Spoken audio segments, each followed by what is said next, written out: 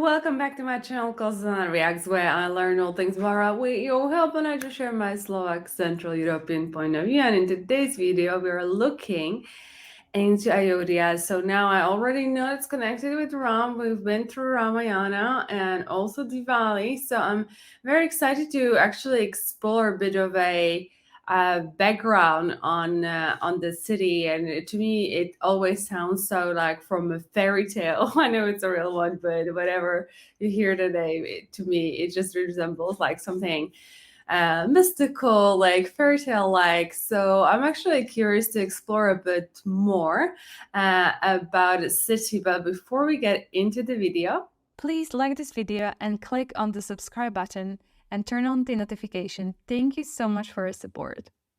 Okay, so let's kick this video off.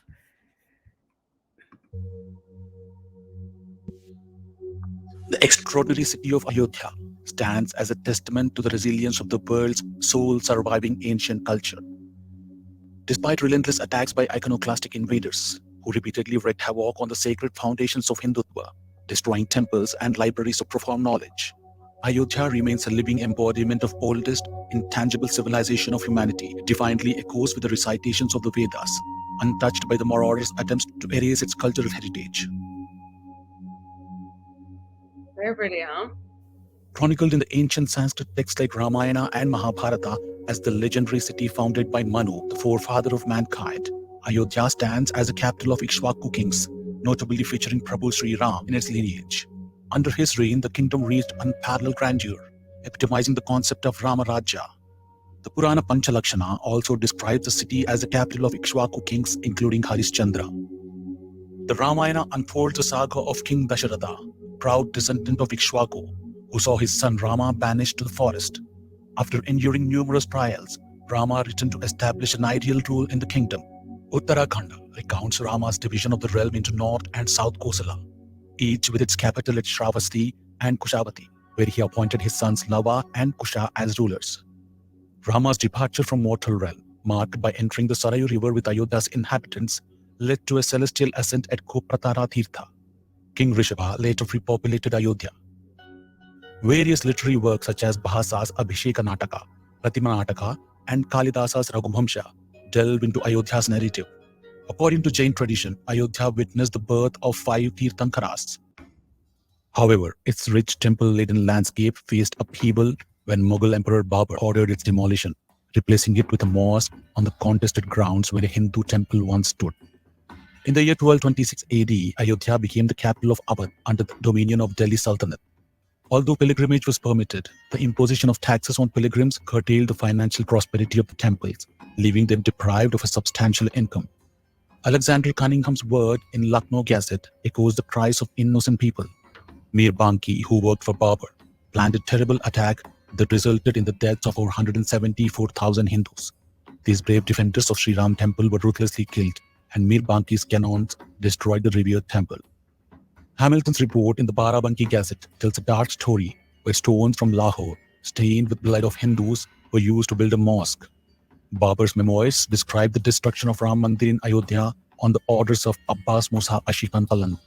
The materials from the temple were reused to build a mosque, a sad testament to the sacrilege suffered. The brutality in Ayodhya did not crush the spirit of resistance in the hearts of Hindu residents. The turmoil continued into Humayun's reign, where 10,000 Suryavamshi Kshatriya warriors from Sirisenda and Rajepur near Ayodhya fought for Ram Janmabhoomi. They destroyed Mughal structures around the temple, even breaching the entrance to the Babri Masjid. In a tragic turn, the Mughal army killed them in retaliation and destroyed the villages they came from. Despite the bloodshed, Hindus, resilient as ever, regrouped to reclaim Ram Janmabhoomi after Humayun's rule. Another intense battle unfolded under Akbar's rule. This time, facing strong resistance, the Hindus managed to build a platform for the temple in front of the mosque. Raja Birbal and Raja Todarmal convinced Akbar to let the platform stand, and a small temple with Sri Ram Murti was eventually permitted. The accounts of Akbar's reign, known as Aina Akbari, show the ongoing struggle of Hindus. The order to build platform continued under Akbar's son Nuruddin Jahangir and grandson Shahabuddin Shah Jahan, who allowed Hindu worship without interference for a while. However, the shadow of Aurangzeb loomed large as he sent his general Jawaz Khan to attack Ayodhya. The vigilant Hindus, aware of the impending danger, protected the idol of Sri Ram and other temple artifacts. Surrounding villages united to form a strong Hindu force to defend their heritage. Vaishnava Das, a devoted disciple of Samartha Ramadas Swami, resided at Parshuram Monastery on the Ahalya Ghat in Ayodhya, backed by 10,000 determined sadhus. Upon hearing of Jabaz Khan's assault on Rama Janmabhoomi, they swiftly united to stand alongside the Hindus in a fierce clash that unfolded over 7 intense days at Urvashi Kund. Wow. Ultimately, the Mughal forces retreated, defeated in the face of determined Hindu resistance.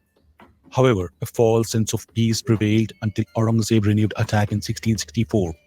In this brutal episode, 10,000 Hindus fell victim to Aurangzeb's cruelty, and their bodies were cast into the well to the west of the temple. After the attack, the royal army destroyed the platform of Ram Mandir and fortified the area.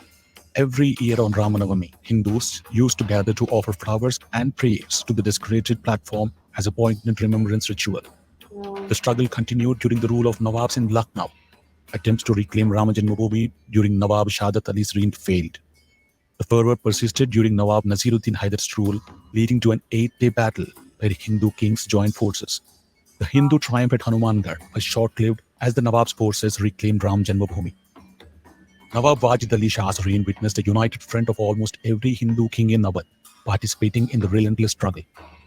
Cunningham's account in the Faizabad literary collection reveals a chaotic scene where the Nawab's army, mostly English, watched Hindus and Muslims clash for the control of Ayodhya.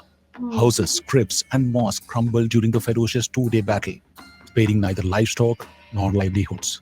Despite their anger, Hindu warriors refrained from attacking Muslim women and children. The situation escalated to the point where Nawab's army imposed travel restrictions in Ayodhya. Maharaja Man Singh's intervention, along with Nawab's cooperation, led to the directive for Hindus to rebuild the platform in Ayodhya and install the idol of Sri Ram. A makeshift temple rose from the ashes of the conflict. From 1528 to 1885, Hindus fervently struggled to liberate Rama Janmabhoomi site from the grip of Islamists, engaging in annual battles that extracted a heavy toll of lives. In the year 1885, a historic chapter unfolded as Mahant Raghubar Das, the eminent seer at the forefront of the legal crusade for Rama Janmabhoomi land in Ayodhya, took the momentous step of filing the first case in January. This marked the commencement of a legal journey that would echo through corridors of time. Even under British rule, Hindus held on to their dream of a temple in Rama Janmabhoomi. Attempts in 1912 were thwarted, but in 1934, Hindus, overcoming British forces, tried to attack the masjid. J.P. Nicholson, a British officer, restored the damage and rebuilt the masjid. In the paradox of independent India, partitioned on religious lines, the fight for Ram Temple endured against all odds. From the appearance of Lord Rama's idol in 1949 to the historic Supreme Court verdict on November 9, 2019, this journey was marked by legal battles, political upheavals, and a 500-year struggle of unwavering determination. The irony lies in the fact that Hindus had to endure such a tumultuous trial to assert their sacred space in a Hindu-majority nation, all because some leaders were reluctant to disturb the facade of secularism, who dared to challenge the existence of Lord Rama with pseudo-historians, dismissing his reality as a mere myth. These tumultuous events, from unlocking gates in 1986 to the demolition in 1992 and subsequent legal battles, carried heavy costs. Supreme Court's verdict in 2019 finally vindicated the Hindus' claims, honoring their relentless perseverance to reclaim their ancient temples, upholding their national honor. True fulfillment can only come when we stop glorifying invaders and actively work to revive the forgotten heritage. Rajadharma, the ethical code for rulers, demands the protection and relief of distressed subjects. The historic judgment of Ayodhya highlights the disgraceful role played by faceless historians who distorted our history. Yet, their attempts to influence Archaeological Survey of India failed, and ASI emerges as the unsung hero, revealing the truth's light by the grace of Prabhu Sri Ramchandra. The echoes of Ayodhya's pain and resilience should echo through ages, reminding us of the indomitable spirit that endures against all odds. Wow. So what plays in my mind as I has been watching this, it feels like a long walk to freedom. It's actually a book by Nelson, like about Nelson Mandela, but it does feel like that.